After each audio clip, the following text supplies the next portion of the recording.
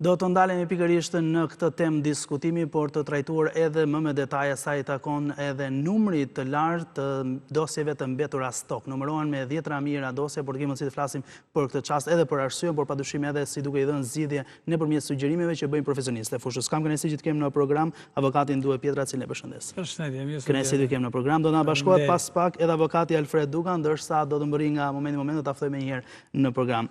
Zoti Pietra, sa i takon dosjeve, sigurisht që pas fatkeqësisë, incidentit të rënd të vrasjes së gjyqtarit, thelbi u ngrit në diskutim që numri i dosjeve stoku ka krijuar problematikën e mbartur.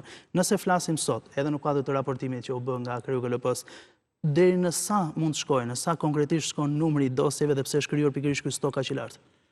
Po, duhet të themi herë që ishte shumë e rëndësishme ndërhyrja e pushtetit përsëri mbi institucionet të KLP-s. Është një diçka shumë e rëndësishme që sa herë që KLP-ja kërkon që të marrë masa për punën e saj, qohet me një herë politika dhe i thot stop. Se në qovë se si thot, ne kemi parlamentin, ne heqim, bëjmë veprime të palishme. Pra, çka do thot që i apret iniciativen Këshilli i Lartë Prokurorisë, me pretendimet e tyre. Deri dje, pra, nuk ishin të probleme. Tani dolën sapo u kthyn kundra kësaj. Lidhur me stoqet, unë e kam thënë edhe disa herë, që vetëm në gjykatën vetëm në apelin janë rreth 70-80.000 dosje stok. 70-80.000, që do një 10 vite për t'i dhënë drejtim. Tani çfarë noll këto dosje, që të kuptojmë një gjë, dhe ja kam thënë edhe disa herë që edhe me shkresë KLG-s, që gabimi i stokut vjen si rezultat i gjyqtarëve të rinj. Çfarë noll? Pikërisht jo më larg se dje, vjen një shkresë dhe thotë zyrtarisht të gjithë çështjet e gjyqtarit X, që ai ka 2 vite dhe nuk ka dhënë asnjë vendim akoma. Dhe këta nuk e hetojnë, nuk e kontrollojnë. Këto stoqe, pra, i thonë janë shtu 2 vite pa dhënë vendim. Çohet edhe shkon në KLG ose shkon në një gjykat tjetër. Pa dhënë asnjë vendim. Çka do thotë? I mund të jenë 100 vendime të tij gjatë 2 viteve dhe këto vendime do shkojnë edhe herë nga fillimi. Pra, gjyqtari tjetër që do i marrë do jap vendimin mbi bazën e vetes, jo mbi bazën e gjyqtarit tjetër. Ky bëhet stok, pra, shkon 2 vite pa marrë vendim, u kthy mbrapsht. Bëhet edhe i vit 3. I merr ky tjetri dhe njëjtën gjë qarkullojnë. Nuk duhet që të kalojnë nga një gjykat në një gjykat tjetër asnjë gjyqtar pa ato vendime që i ka dhënë, që i ka në dorë t'i japin drejtim. Sepse kështu bëhen stoqet dhe bëhen me qëllim. Tani janë me qëllim, a mund të konsiderohet si shpërdorim detyret apo jo? Kjo do t'i përkas institucioneve tjera.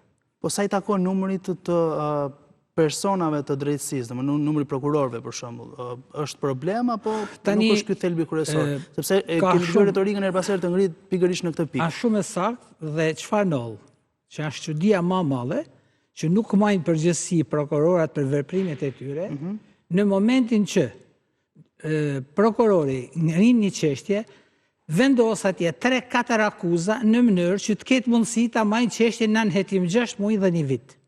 Dhe këto veprime të prokurorit të kryera këtë formë, dhe në fund dështon prokurori, atëherë që do thotë që pa aftësia e KLP-s, që këta prokurorë që nuk merr masa për ta. Dhe një çështje që duhet shkojë 3 muaj, shkon 1 vit në anhetim. Sepse prokurori nuk ka kohë më marrë mete dhe i fut një nen aty tjetër, një pas një, derisa arrin që bëhen stok edhe këto dosjet e prokurorisë në prokurori. Pra, jemi në këtë kontekst. Dy gabime, qoftë të KLP-s, qoftë KLG-s, pra KLG-ja me gjyqtar dhe KLP-ja me prokurorat. Pastaj bën edhe transferimin përsëri prokuroria, e çon prokurorin nga një rreth një tjetër dhe noll kjo që këto çështje nuk hetohen me anë një afati caktuar dhe nuk hedhen 3 herë hedhet një çështje në short për fajin e lëvizjes të prokurorëve nga një rreth tjetër. Na bashkohet në bisedë gjithashtu avokati Alfred Duka, cilin e përshëndes, kënaqësi të kemi në program. Faleminderit. Jemi duke diskutuar sa i takon të problematikës të dosjeve të krijuara, të stokut, të numrit të madh, po diskutoni me avokatin Pietra gjithashtu edhe problematikat e ngritura, arsyet pse ka shkuar në këtë pikë. Si e shihni këndvështrimin tuaj? Pse jemi konkretisht në këtë fazë ku padyshim problematika qëndron shumë e madhe, se nëse arrim në 10 mijëra dosje të mbetura stok, atë do thotë që kemi proces total zinxhir problematike. Po, faleminderit. Mendoj se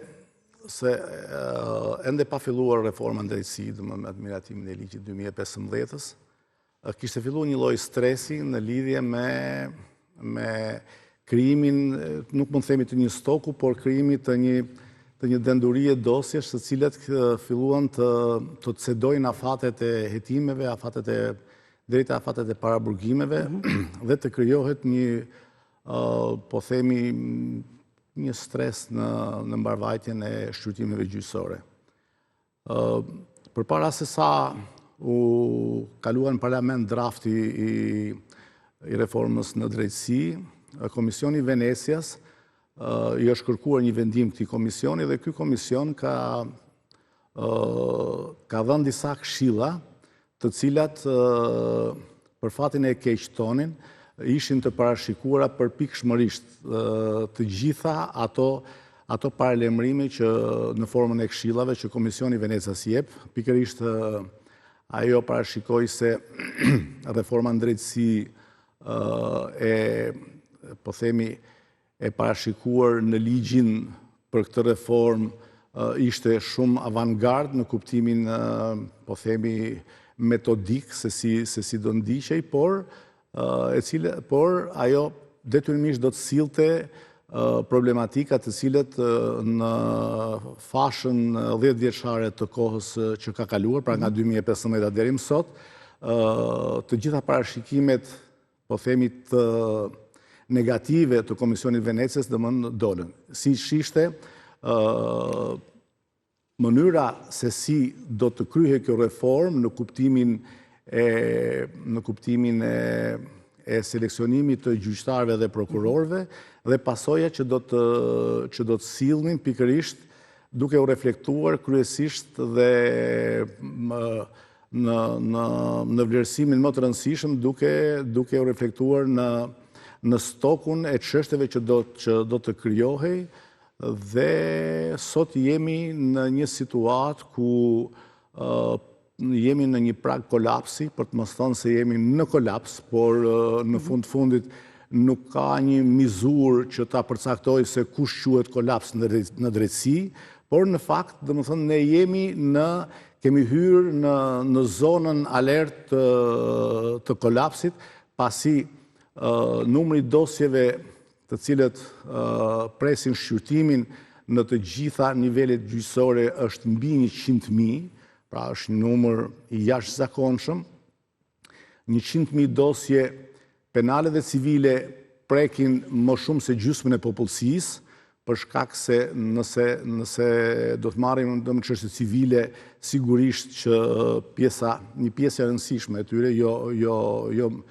ndoshta jo më e madhja, është konflikte mes palëve, të cilët janë familje të ndryshme dhe trunqe familjare, të cilët sot mund të jenë 10, 20, 50, 100 pjesëtar, trashëgimtar të njërës palë, po themi dhe po ashtë të palës tjetër. Sigurisht kjo bën atë që gjysma e popullsisë së Shqipërisë të jenë në pritshmërinë e zgjidhjeve të konflikteve gjyqësore të cilët ata janë të interesuar për zgjidhjen e tyre. Kjo është e para. Në çështje penale ka sjell uljen e cilësisë së dhënies së drejtësisë penale. Dhe kjo ulje cilësie nuk ka ndodhur për shkak të, po themi, të një qëllimi në vetvete, por ka ndodhur për shkak se e para është reduktuar numri i prokurorëve dhe i gjyqtarëve që japin drejtësi penale. E dyta është reduktimi i tyre ka sjell stresin dhe numrin shumë të madh të dosjeve. E treta është ngarkesa e jashtëzakonshme që kanë gjyqtarët, por dhe prokurorët deri në nivelin e pamjaftueshmërisë së kohës fizike për të arsyetuar këto vendime dhe për të zhvilluar procese gjyqësore, siç parashikohet në Kodin e Procedurës Penale dhe në të drejtat në përgjithësi në të drejtën penale. Kjo, domethënë, në qoftë se ne do kishim një kriter përcaktues për ta përshkruar këtë situatë në cilën ndodhemi, mund të them se drejtësia sot është në kolaps. Kolaps, sigurisht. Tani, paralelizmi që duhet bëjë është kjo, që në njëri krah ka mungesë të stafit. Në krahun tjetër pse nuk po emërohen magjistratët e rinj, nga 42 të tjerë që po i vënohen dhe në shkak të procedurave burokratike. Tani, ka një gjë që nuk shkon në këtë mes, se pavarësisht problematikës retorike, në thelb pse nuk po zhvillohet. Tash ka ndodhur një gjë e çuditshme nëpërmjet KLG-s gjithmonë, sepse këta çfarë bëjnë? Bëjnë gati fugonat dhe i marrin gjyqtarët, e mbrojnë 4 gjyqtarë një rreth për të zëvendësuar ose për të ndërruar drejtuesin e gjykatës. Dhe presin ku do të gjujnë tani, dhe fugonat janë gati në Tiranë, edhe gjyqtarët janë gati për të shkuar nëpër gjykata, ku ata donë që të kenë drejtuesin e gjykatës të vetin. Dhe kjo është bën një problem në përgjithësi. Sa po shkon? Kur thoni marrin fugona kënë në kuptimin metaforik Marrin fugona një kallabollek gjyqtarësh, ti çojmë në për shembull në Shkodër dhe në Shkodër të zëvendësojmë më një herë me votim drejtuesin. Realizohet vërtet. Po, janë të vërteta këto, se nuk i kemi ne po i hetojmë vetë, e i kemi bë publike dhe kështu funksionon. Nuk kanë asnjë arsye tani se çfarë të bëjnë, sepse pathuajse ju ka rrshit nga dora ky veprim si anës politike dhe po mundohen me çdo fortë me mbajt vetin ose me mbijetu me atë veprimet e mëparshme, që të kenë pra në dorë gjithë gjykatat e rretheve. Ndërkohë, Duka? Shiko, ky është një problem më shumë i përpjekjeve të politikës për të pas aksesin dhe duart e veta në gjyqësor. Ky është një problem i cili nuk ka lindë sot, domethënë pothuajse ka qenë gjatë gjithë kësaj periudhe, por problemi është i numrit të gjyqtarëve dhe i numrit të prokurorëve. Domethënë kur çdo person apo çdo makinë kur te ngarkohet me kapacitete 1-2 fish më të mëdha, sigurisht që ajo do të reflektojë situata stresante dhe në fund të fundit dhe në pamundësi si të uljes së numrit të stokut të dosjeve, të cilët janë prezente në të gjitha gjykatat. Relativisht shumë i lartë. Shumë i lartë sigurisht, ashtu dhe në cilësinë e dhënies së drejtësisë penale. Në fund të fundit, një gjyqtar është një individ i cili zhvillon në javë rreth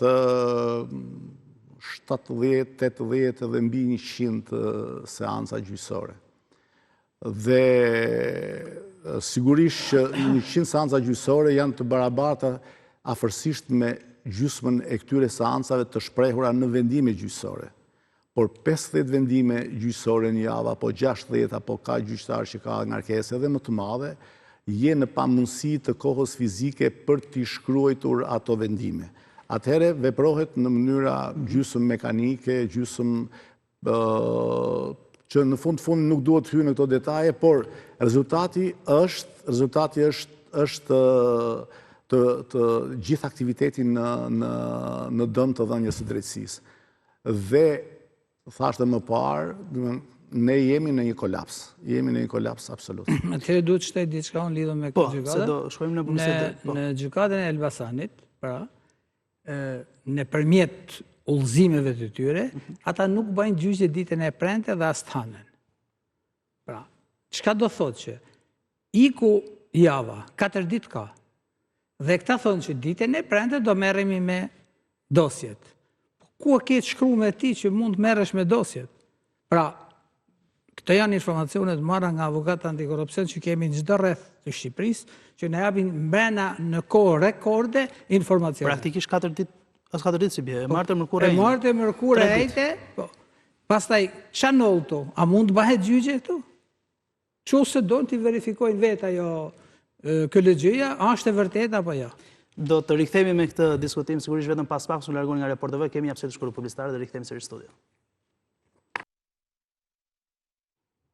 Mirë, jemi sërish në studio, jemi në transmetim të drejt për drejt, kjo është studio live për të vijuar sërish me temën e parë të diskutimit se takon stoku të mbetjeve të dosjeve që padyshim ka krijuar edhe shumë problematikë vend të qytetarët, por edhe në rang institucionesh së drejtësisë. Jam në studio me avokatin Dua Pietra, gjithashtu dhe Alfred Duka. Pietra, po më thonit konkretisht për mënyrën se si funksionon. Informacionet cilat u email në mënyrë direkte apo? Ne i marrim direkte informacionet se në çdo gjykat, pra, kemi avokat antikorrupsion që japin informacionin dhe mbajnë gjithë kontaktet me institucionin. Tani, çuditërisht ne kemi me prova këto që themi. Pra, ne kemi pa kontestueshme dhe me prova ato që themi. Pikërisht në gjykatën e Lezhës, na ka ndodhur ne, që kemi qenë, gjyqtari kishte një zëvendësim mas sigurimi dhe gjyqtari ç'a bën? Nuk kam thot prokuror, për ç'a thot mos bëjeni pra, erdhi një ashtu aty duke u një shkallëve, thot nga një prokuror.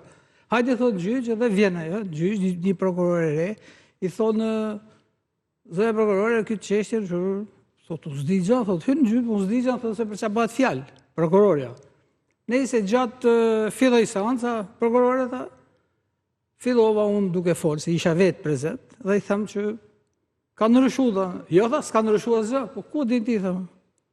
Po çan kjo punë, fillova të bërtita në sallë dhe i thash gjyqtarit, të vjen turpi tash i djaleri, ke karrierën tënde. Ti i thash, shkon e merr një prokuror në rrugë të madhe atje dhe e sjell në sallë gjyqit për me myll gjyqin. Pra, pas një dieni prokurorja se çfarë ka ndodhur, as ditë gjë për çfarë bëj fjalë. Dhe këto ishin fakte.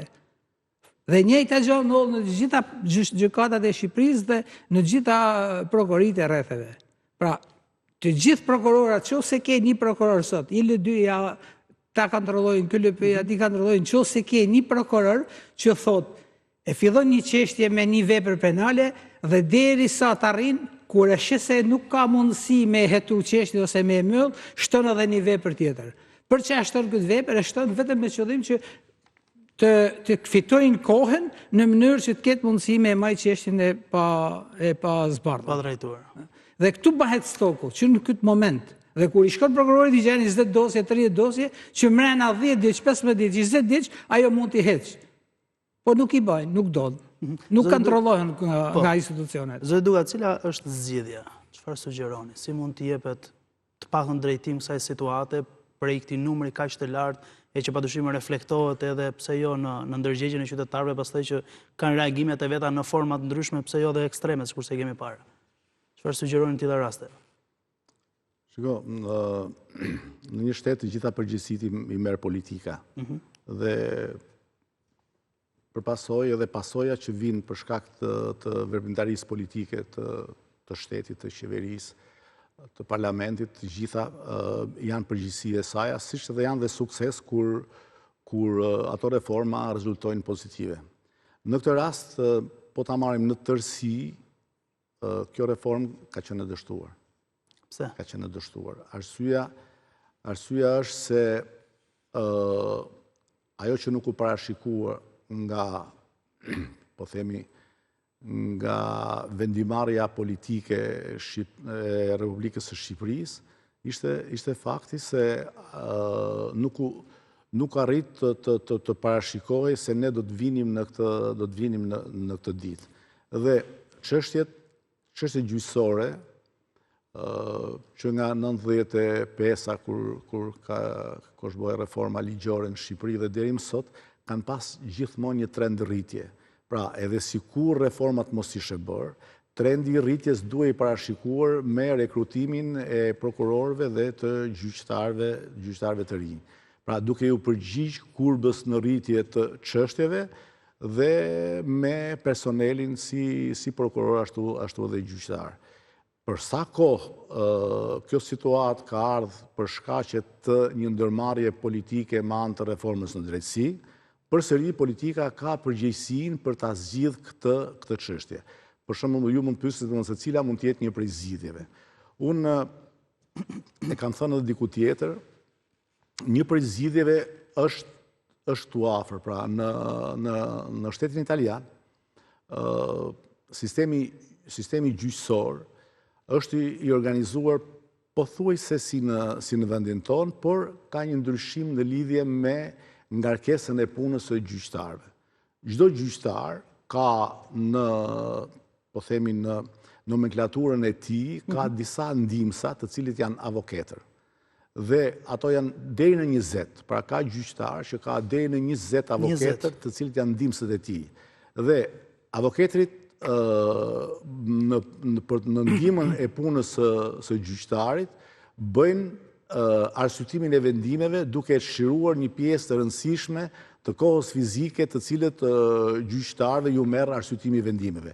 Pra, gjyqtari vendos vetëm dispozitivin në fund të vendimit dhe gjithë arsyetimi i vendimit, i cili mund të jetë një volum i konsiderueshëm në varësi të çështjes për të cilën bëhet fjalë, mund të jetë një vendim me 5 faqe, me 7, me 30, me 50 faqe, kur janë një numër i madh pandeush edhe me mbi 100 faqe, të cilat të gjitha i bëjnë avokatët, të cilët janë të licencuar nga Ministria e Drejtësisë italiane dhe akreditohen pra një gjyqtari sipas ngarkesave të tij, duke i hequr një pjesë të madhe të stresit dhe ngarkesës që i krijohet një gjyqtari.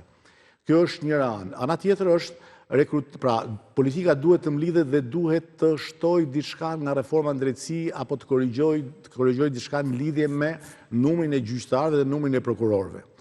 Magjistratura nuk arri dot me produktet e saj pra me numrin e saj që nxjerr, mos përdorim një fjalë papërshtatshme, nuk arrin dot që të sjell gjyqtarë dhe prokurorë të rinj në sistem, të cilët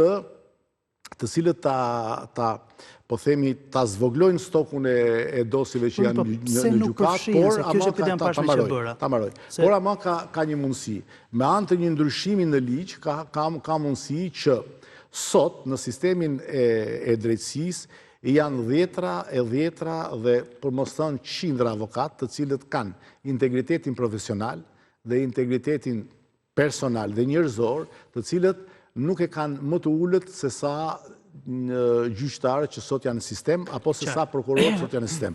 Nuk e jam fjallën fare për vete se unë nuk bëhem as gjyqtarë as prokurorë me ullut Perëndia, dhe më thënë, por ama... Pse zbëni? Jo, nuk as që du me pasat loj përgjësie, por duhet them këtë gjë që janë sot me dhjetra dhe edhe me qindra mund themi personat të gatshëm të cilët duhet që shteti shqiptar duhet që të rregullojë ligjin për reformën dhe të gjejë një mënyrë qoftë edhe me një projekt pilot, po themi, në fundit me një projekt 5 vjeçar.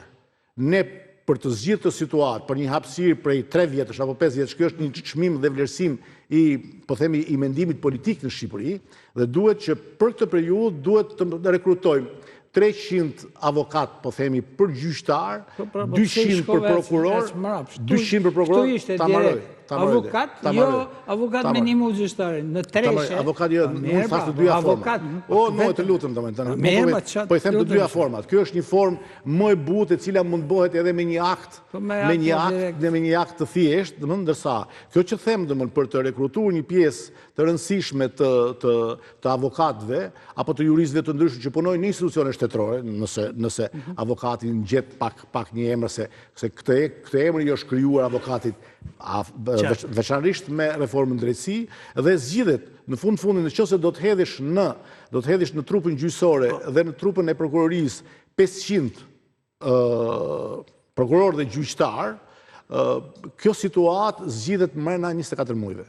Ndryshe, kjo situatë do të vijë duke u përkeqësuar se nuk zgjidhet me magjistrat. Magjistratët janë sot, pjesa më madhe e magjistratëve dalin e kryejnë shkollën e magjistraturës 27 vjeç, 28 vjeç. 28 vjeç një gjyqtar është i papjekur për ta kryer atë punë, i papërvojë për t'i dalë ballë dhe ana tjetër është nuk përballon dot stresin që ka. Të japësh vendime gjyqësore. Nëse do mësoj tani se. Jo, nuk përballon stresin. Për të përgatitur një gjyqtar të lutem, me përgatitur një gjyqtar, pra që e përgatit vetë koha, vetë procesis gjyqësore, nuk është kollaj. Është si thuash, do më që po. Të bie pastaj të rinë dhe mos i përfshin. Jo, ti përfshish, patjetër se ato do rriten. Merr një student të mjekësisë ligjore, ka marrë për kardiokirurgji apo ka marrë për një lloj kirurgjie dhe futen në sallë dhe të kryej ai të bëjë ai operacionin që bën mentor Petrela. Fakti është që ata nuk janë përfshirë, ju kuptoj drejt. Ata duhet vazhdojnë, por ama pritshmëritë për 2-3 vitet e para të tyre janë minimale. Tani, Nuk mundet. zgjidhja është krejtësisht e pastë, kemi thënë që merr avokat që kanë mbi 20 vjet karrierë, caktoj gjyqtar me një afat 3 vjeçar me mandat dhe gjithë ky stok pra zhduket. Dhe ik me herë. Tani, çështja është sepse unë them që mas 4-5 vite 7 gjyqtarë të ri, këta tonë do i kesh psikiatri. Gjithë. Pse? Po nuk kanë më mundësi me dhoni 20 gjyqe me në ditë, 20 gjyqe më, a kupton? Pra, edhe kjo është kërku nga ana jonë, që të gjithë gjyqtarët një herë në 5 vjetë kalojnë një test psikologjie. Nuk e kanë mundësin, më zotëri. Është e të mërshme. Psikologjie, je i butë shokunu, psikologjia... Po mirë më patën që ta kenë mundësin që të vlerësojnë. Në psikiatri nuk mund të shkojnë, sepse janë më ndryshe. Po ideja është këta të japsh edhe tjetër gjë që e banë shkum problemin, janë veprat penale të cilat merren prokurorët dhe gjyqtarët me këto gjyqe. Cilat janë? Kultivimi. Po çdo në kultivimi vepër penale, më thotë. Kultivimi është një vepër kundërvajtje administrative. Duhet ndryshu me herë ligji, se metëm gjithë o zotëri, metëm gjithë aty. Merru lek nëse lek do tjetër diskutim, do të flasim për ata. E fundit, tani me që kam po drejtohem juve zoti Pietra, por padyshim mund të përfshiheni të dy. Se më ngasmove me diçka për një tjetër test. Zvarritja që i bëhet një dosjeje të hapur tani më 5 vite, 10 vite, 12 vite, 15 vite, nuk e di se sa. Ju jeni profesionistë të fushës. Cili është përfitimi që marrin gjyqtarët, prokurorët? E thënë më ndryshe, që da kuptojnë dhe qytetarët. Sa para dhe a marrin shuma të tilla prokurorët sot për të marrë peng një proces gjyqësor nga koha në kohë? Si është e vërteta? Prokurorët nuk e kanë lidhjen me këtë. Tu bëhet fjalë vetëm për gjyqtarët për stokun. Stoku i gjyqtarëve vjen... Jo në stok, flas për një proces që zvarritet. Për një proces që zvarritet. Cilet procese zvarriten? Nuk zvarriten proceset që kanë interese ekonomike nga gjyqtarët, asnjëherë. Pra, këta gjyqtarë, çështjet e 2018 që janë ata fukarejt që s'kan lek dhe presin një zgjidhje martese, presin një vendim gjyqësor krejt thjesht, janë që rrinë stok. Ato që janë me interesa ekonomike, i ke gjitha që kanë marrë vendimin gjyqësor. Pra do thotë që nuk jemi, pra jemi të korrupsioni, nuk jemi më tek interesat e drejtësisë që po vinë rrallë. Në qoftë se IL2 do hinë të kontrollojnë sot, të gjitha çështjet e çdo gjyqtarit. Pra do arrijnë në konkluzionin se të gjitha ato që janë me interes ekonomik janë dhënë vendimet. Ne sot, në zyrën time, kam 190.000 vendime të gjyqtarëve gjithë Shqipërisë, që i kemi. Dhe i bëjnë një testim, si e kallon këtë gjyqtar, gjitha vendimet e di. Pa jena të i bënë ne më pa lek për interesat të klientëve tonë. E qartë, se ju lidhë puna. Mirë, faleminderit zoti Pietra, faleminderit zoti Duka, kënaqësi të kisha në program.